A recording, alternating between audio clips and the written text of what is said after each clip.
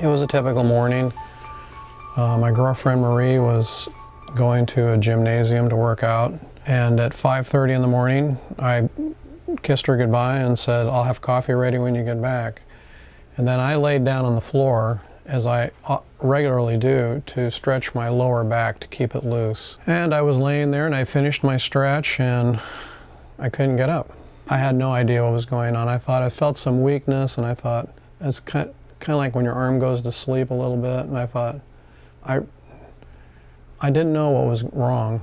When she came home, she saw me on the floor, and she noticed that I had some droop on this side. Funny enough, on a social media site, there was an ad about the sign of stroke, and I just kind of read it quickly. It was a quick story, and that's probably like 3 months before Michael had his stroke.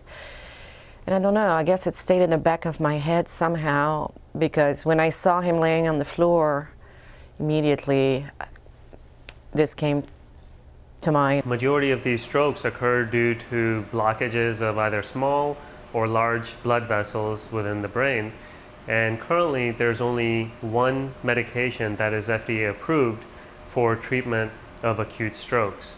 And that medication is called IV TPA, or tissue plasminogen activator. It is, in layman terms, called a clot-busting medication because it's meant to lyse or break up the thrombus that is occluding the vessel in the brain. Currently, by FDA standards, TPA is only approved to be given within a certain time period. More recently, that time window has been expanded to 4.5 hours from time of symptom onset. If the stroke symptoms and the signs are not recognized in an early fashion, then unfortunately, despite all of our technology and medications available in the hospital, we are usually not able to save the damaged brain. A facial droop, slurring of their words or inability to talk, weakness on one side of the body within the arm and the leg, such that they might be so weak they cannot hold a cup in their hand or write or be able to walk.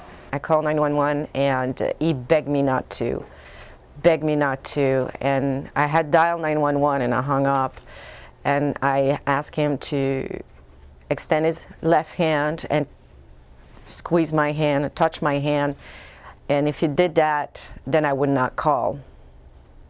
So he couldn't do it.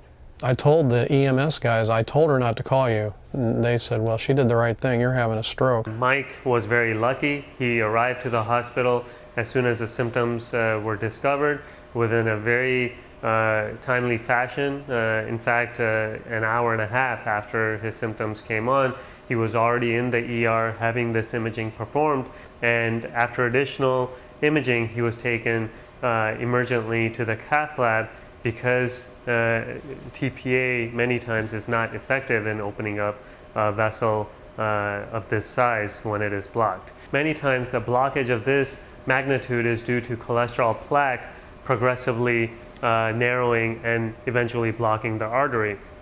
So a stent was deployed within the initial origin of the internal carotid artery, and that is meant to allow flow into the arteries of the brain.